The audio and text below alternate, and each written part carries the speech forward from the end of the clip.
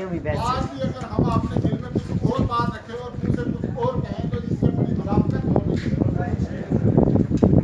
अगर हमें higher secondary चाहिए तो खदारा हमें एक होना चाहिए और एक प्लेटफार्म पर इकट्ठा होना चाहिए। इसलिए हम पठाना तीर कालाबंद आवाम की तरफ से हायर सेकेंडरी पठाना तीर हाई स्कूल में खड़े होकर, जिसको आपने मिडिल स्कूल से हाई स्कूल बनाया था, उसमें खड़े होकर आज हम सब ये दोबारा आपसे इल्ता करते हैं कि इसको हायर सेकेंडरी बनाया जाए।